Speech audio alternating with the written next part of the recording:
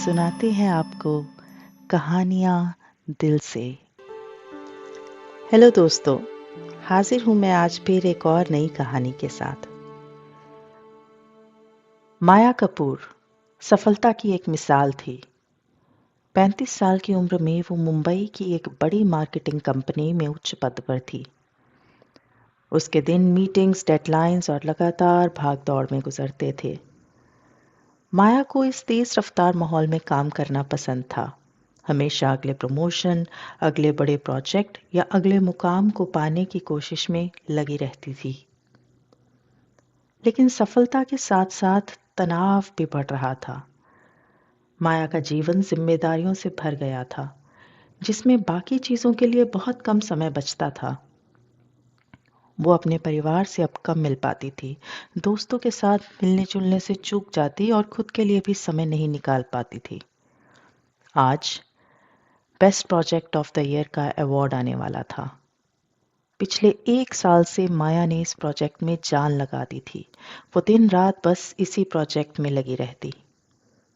अगर ये अवार्ड उसे मिल गया तो माया की अगली प्रमोशन पक्की थी और वो प्लान बना चुकी थी कि पहले वो अपने फ्लैट वाली बिल्डिंग में सबसे ऊपर की मंजिल वाला पेंट हाउस खरीदेगी और फिर अपनी पुरानी मर्सिडीज बदलकर नए मॉडल की कार खरीदेगी। सुबह माया ऑफिस पहुंची तो देखा मीटिंग रूम में सब पहले से ही मौजूद हैं और अवार्ड की घोषणा का इंतजार कर रहे हैं। माया ने अपना कॉफी का कप अभी बनाया ही था कि मीटिंग शुरू हो गई। माया का दिल जोर जोर से धड़कने लगा, मानो जैसे कोई ड्रम बज रहा हो। उतने में एक आवाज आई, so the award for the best project of this year goes to Sahil Tandon. ये सुनते ही माया जैसे सुन्न सी हो गई हो, उसके पैरों के नीचे से जमीन खिसक गई और वो अंदर ही अंदर धंसती जा रही थी। उसको अपने सपने चकनाचूर होते दिखे। अभी वो कुछ समझ पाती, सारा कमरा तालियों की आवाज से गूंज उठा और सब साहिल को बधाई देने लगे। माया ने जैसे तैसे अपने आप को संभाला, फॉर्मेलिटी के लिए साहिल को बधाई दी और तेज कदमों से कमरे के बाहर होती हुई अपने ऑफिस पहुंची। ऑफिस के बाथरूम में गई और अपने चेहरे को आंसुओं से छुपाने के लिए ठंडे पानी से छींटे मारे। आज का दिन उसके लिए बहुत मुश्किल दिन था। इससे पहले कि लंच टाइम होता और सब कॉरिडोर आने जाने वाले लोगों से भर जाता, माया ने अपना काला चश्मा पहना, फोन बैग में डालते हुए जल्दी से ऑफिस से बाहर निकल पड़ी। अपनी गाड़ी से घर जाते हुए उसे महसूस हुआ कि उसके सारे सपने अधूरे रह गए।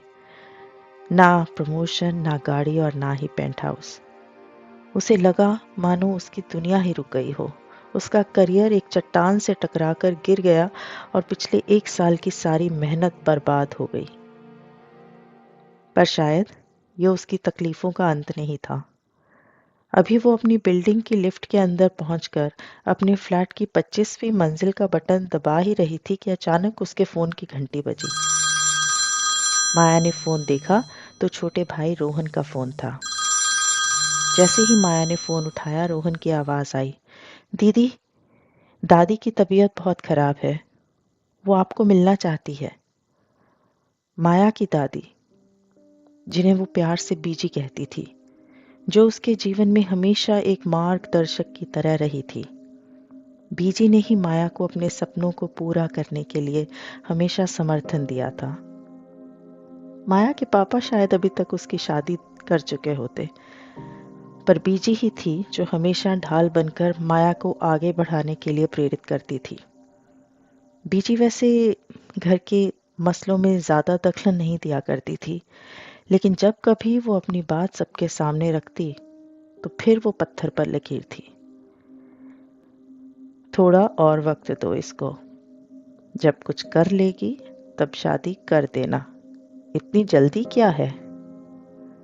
माया की आंखों के सामने अभी भी वो दृश्य बिल्कुल साफ था जब दादी ने ये उसके पापा को बोला था और पापा ने बिना किसी विरोध के उसे नौकरी करने के लिए शहर आने दिया। बीजी शायद खुद सामाजिक बेड़ियों में जकड़े रहने और किसी का साथ ना होने की वजह से अपने लिए कभी बोल ही नहीं पाई थी, और वो कहीं ना कहीं माया के जरिए अपने सपनों को पूरा होते हुए देखती थी। माया की हर छोटी से छोटी उपलब्धि में बीजी घी के लड्डू बनाया करती थी। बीजी माया के लिए बहुत मायने रखती थी, लेकिन करियर की भागदौड़ में माया कहीं ना कहीं उनसे दूर हो रही थी। बीजी की बीमारी माया के लिए एक चेतावनी की तरह आई।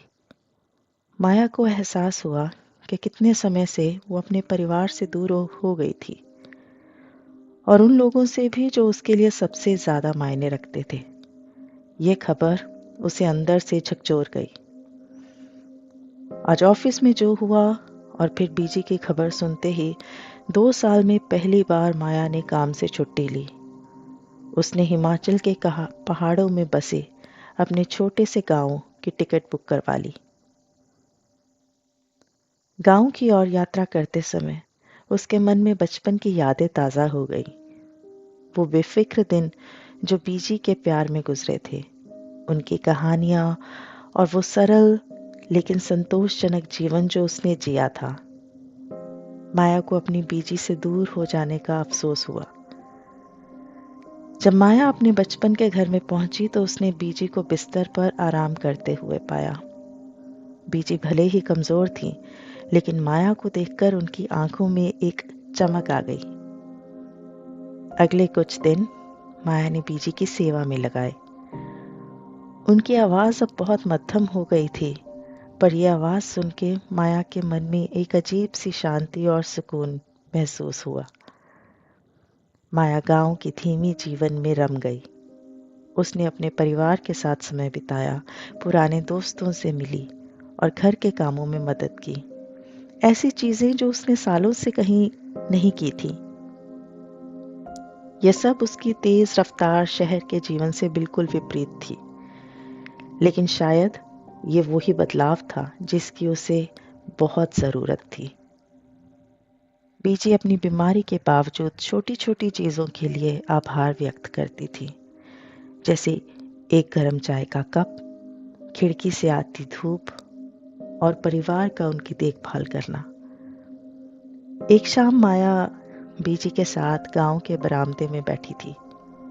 सूरज ढल रहा था और खेतों पर सुनहरी रोशनी बिखरी हुई थी।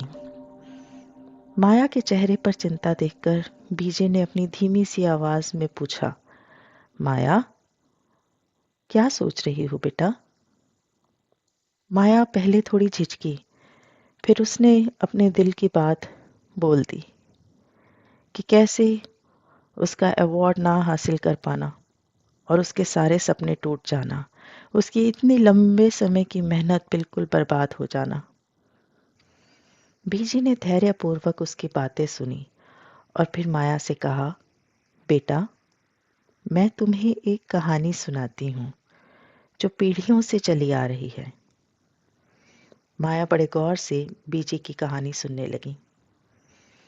बहुत समय पहले, बीजी ने शुरू किया, एक गांव में हरि नाम का एक सज्जन और विनम्र व्यक्ति रहता था। हरि रोज शाम को अपनी छोटी सी बेटी रानी के साथ गांव की बाहर नदी से पानी लाने जाता था। वो 2 बड़े मिट्टी के घड़ों में पानी भरकर उन्हें अपने कंधे पर रखे डंडे से लटकाकर पानी लाया करता था। इनमें से एक घड़ा बिल्कुल ठीक था, जबकि दूसरा घड़ा थोड़ा फूटा हुआ था। हर दिन जब हरि नदी से पानी लेकर वापस गांव की ओर चलता, तो फूटे हुए घड़े से रास्ते में पानी रिसता रहता। जब तक हरि गांव पहुंचता, फूटा हुआ घड़ा केवल आधा भरा होता, जबकि दूसरा घड़ा हमेशा पानी से लबालब भरा होता था। कई महीनों तक यही चलता रहा। एक दिन रानी ने फिर अपने पिता से पूछा, पिताजी, हम रोज दोनों घड़ों में पानी भरते हैं और हर दिन टूटे हुए घड़े से आधा पानी खो जाता है, जिसे आप इतनी मेहनत से लाते हो। हम क्यों नहीं इस घड़े को बदल देते, जो अपना काम ही ठीक से ना कर सके? हरि ने धैर्य से सुना और फिर मुस्कुराते हुए कहा, मेरी प्यारी रानी, क्या तुम्हें ये देखा है कि जिस रास्ते पर हम चलते हैं वहां तुम्हारी तरफ कितने सुंदर फूल खिले हुए हैं? बेटी ने धूप में खिल रहे रास्ते के किनारे रंग बिरंगे फूलों को देखा। ये फूल इस टूटे हुए घड़े की वजह से ही है, हरी ने समझाया। मैं जानता हूं कि ये घड़ा टूटा है, इसलिए मैंने इस घड़े की तरफ के रास्ते में फूलों के बीज बो दिए थे। हर दिन जब हम नदी से वापस आते हैं तो इस घड़े से अगर पानी ना रिसता तो शायद ये फूल कभी नहीं खिलते और गांव को ये खूबसूरती देखने को नहीं मिलती और हमारा रोज का सफर इतना सुंदर ना होता। ये सुन के रानी के मन में आभार भर गया। उसने हमेशा उस घड़े को टूटा हुआ समझा, लेकिन अब उसे समझ में आया कि उसकी कमी का भी एक उद्देश्य था, जिससे दूसरों को खुशी और सुंदरता मिली। बीजी ने रुककर माया की ओर देखा। उनकी आंखों में गहरा ज्ञान था। माया, उस फूटे हुए घड़े की तरह हम सब में कुछ ना कुछ कमी होती है और कभी-कभी जीवन हमारी योजना के अनुसार नहीं चलता। लेकिन अगर हम सिर्फ इस बात पर ध्यान दें कि हमारे पास क्या नहीं है, तो हम उस सुंदरता को खो देते हैं जो हम इस दुनिया में लाते हैं। आभार का मतलब सिर्फ अच्छी चीजों के लिए धन्यवाद देना नहीं है। इसका मतलब है उन छिपे हुए आशीर्वादों की सराहना करना जो चुनौतियों और खामियों के साथ आते हैं। माया इस कहानी की गहराई से प्रभावित होकर अपनी बीजी के गले लग गई। माया के दिल में बीजी की ये बात गहराई से उतर गई। उसे एहसास हुआ कि वो अपने रुतबे और इच्छाओं में इतनी खो गई थी कि उसने अपने जीवन के आशीर्वादों, स्वास्थ्य, परिवार, जिंदगी के दिए गए अवसरों की सराहना करना बंद कर दिया था। धीरे धीरे बीजी कमजोर होती जा रही थी और कुछ दिनों बाद बीजी इस दुनिया को अलविदा कर कर चली गई। लेकिन जाते जाते वो माया को एक ऐसा ज्ञान दे गई थी जिससे उसकी शायद सारी जिंदगी बदल जाए। जहां बीजी ने उसे अपने लक्ष्य को पाने की प्रेरणा दी थी, वहीं उन्होंने उसमें आभार के जरिए एक ठहराव का बीज बो दिया था। कुछ हफ्तों बाद माया का मुंबई लौटने का समय आ गया था। लेकिन अब माया वो इंसान नहीं थी जो शहर छोड़कर गई थी। अपने परिवार के साथ बिताए समय और विशेष रूप से बीजी के साथ बिताए हुए समय ने उसका दृष्टिकोण बदल दिया था। बीजी के जाने के बाद वो बेहद उदास थी, लेकिन उनको याद करने की एक कोशिश के लिए उसने छोटे छोटे तरीकों से आभार व्यक्त करना शुरू कर दिया था। उसने एक जर्नल शुरू किया जिसमें वो हर दिन 3 चीजें लिखती जिनके लिए वो आभारी है। शुरू में ये उसे कुछ अजीब लगा, लेकिन जल्द ही वो उसकी एक पसंदीदा आदत बन गई। इस सरल अभ्यास से उसका ध्यान चीजों की कमी से हटकर किस चीज की भरमार है उस पर केंद्रित हो गया। माया का जीवन अब भी व्यस्त था, लेकिन अब वो लगातार और पाने की इच्छा से प्रेरित नहीं था।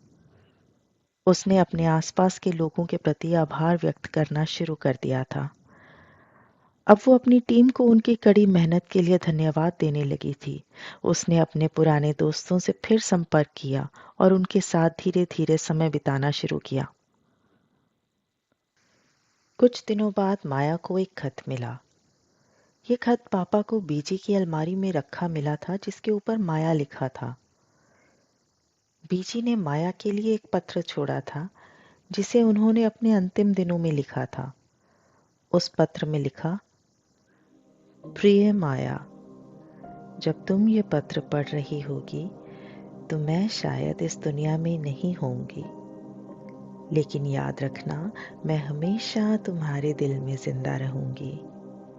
जो कहानी मैंने तुम्हें सुनाई थी वो सिर्फ एक कहानी नहीं थी, वो जीवन की सच्चाई है। हम सभी के पास अपनी अपनी कमियां हैं, लेकिन उन कमियों में भी कुछ ना कुछ सुंदरता छिपी होती है। आभार का मतलब ये है कि हम अपने जीवन की हर छोटी बड़ी चीज की कद्र करें, चाहे वो कितनी भी मामूली क्यों ना हो।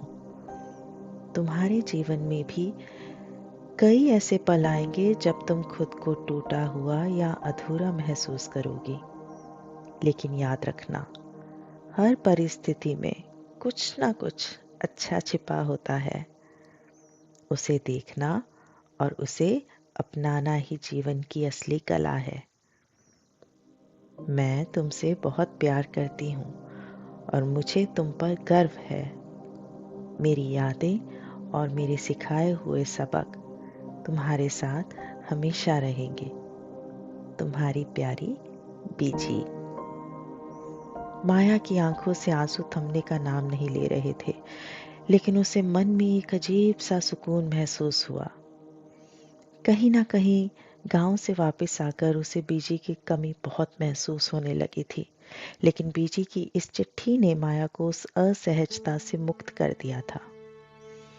माया अपने काम में तो पहले से ही निपुण थी, पर बीजी की सुनाई आखिरी कहानी ने उसकी निरंतर भाग दौड़ की जिंदगी में मानो एक जरूरी ठहराव डाल दिया था। उसने अब सीख लिया था कि सफलता केवल लक्ष्यों को हासिल करने में नहीं, बल्कि उस यात्रा, उसमें शामिल लोगों और जिंदगी में पहले से मौजूद चीजों की सराहना करने में है। धन्यवाद। उम्मीद है आपको ये कहानी पसंद आई होगी, और ऐसी और कहानियाँ सुनने के लिए सब्सक्राइब ज़रूर करें मेरा चैनल कहानियाँ दिल से। अगर आप बेल आइकन दबाएंगे तो आपको मेरी हर एक नई कहानी की नोटिफिकेशन सबसे पहले मिलेगी। शुक्रिया।